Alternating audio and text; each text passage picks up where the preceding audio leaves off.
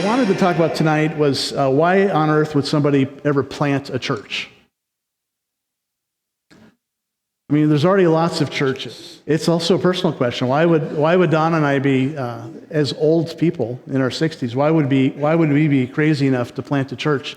I think at certain times of in your life, you feel God calling you to a certain purpose, really complete his design for your life.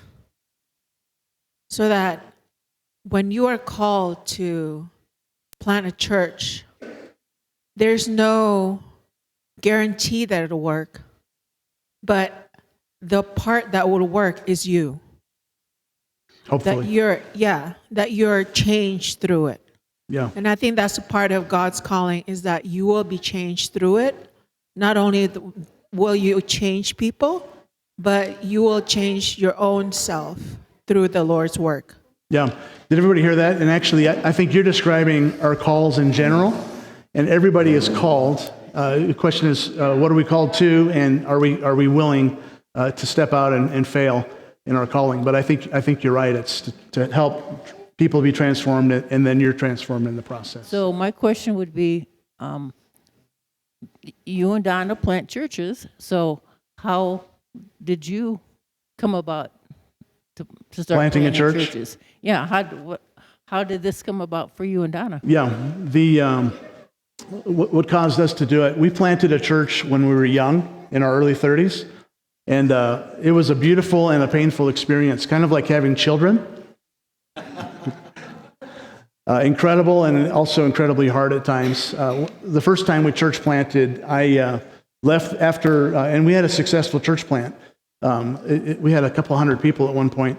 But when I got burned out, I left the ministry forever, and I was pretty close to leaving Christianity. And of course, Christianity doesn't mean anything. I was wondering about Jesus, and I managed to work my way back again. The reason we plant a church is because I think it's the most powerful way to change the world. When you begin a new community, you get to impart to some degree some DNA into that community, and so it's a wonderful. It's like children. It's like a wonderful and a terrifying thing. Because when I look at you guys, I think, what a great guy, what a great couple Don and I must be. That if our DNA has anything, and then I think if we're anything like you guys, what is wrong with us? What did we do wrong? You know, it's kind of like when you have kids. I don't think there's anything funner than starting a new church. So when we found out, I had no idea we were going to do this until about 2018. God began to speak to us. And for me, it was like, okay, we get to do one last big adventure before we retire. And most people don't wait until they're in their upper 50s to start a new church. A lot of people thought we were pretty crazy. We probably are. But for us, there's nothing more meaningful. It was interesting because we didn't know where. We just knew that God was saying, it's actually the way God spoke to Donna was, you have another one in you. Like there's another child coming. But she was well in her 50s, and we knew it wasn't another baby. Is her middle name Sarah? Yeah. The vineyard is the baby. And so I was immediately excited because working on staff at a church is great, but it's not very exciting. And starting something new was very exciting. And so we did not know where. The first time we planted when we were young, we knew that God was calling us to Pueblo, Colorado. That's where we planted our first church. Yeah, and I tell you, like children, what everybody else thinks is ugly, you think is beautiful.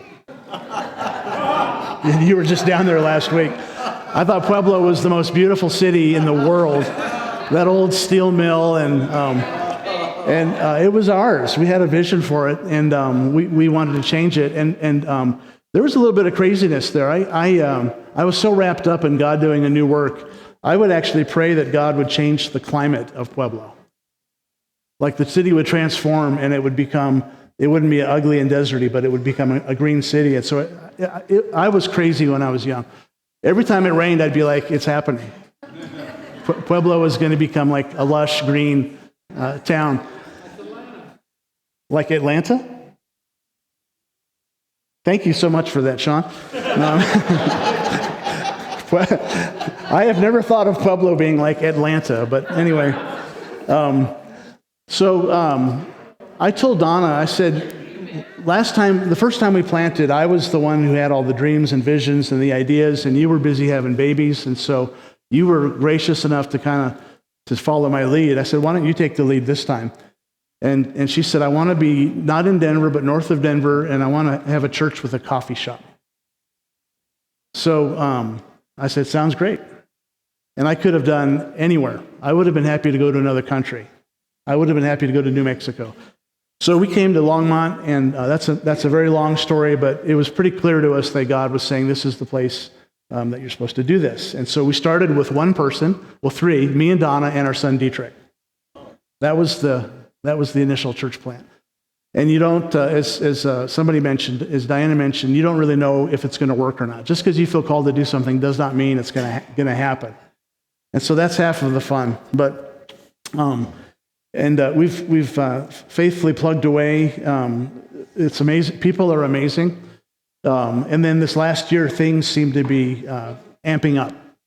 And obviously, Reveille and the merging of the two churches has been the pivotal point for that. When I think of why to plant a church, my answer to that question is metaphorical. The reason to plant a church is because in the desert, the soil has lots of seeds in it. And nobody knows the seeds are there because they're lacking water. And I think a church plant is picking hopefully a parched piece of ground and pouring water on it and finding out that there were seeds in that soil the whole time.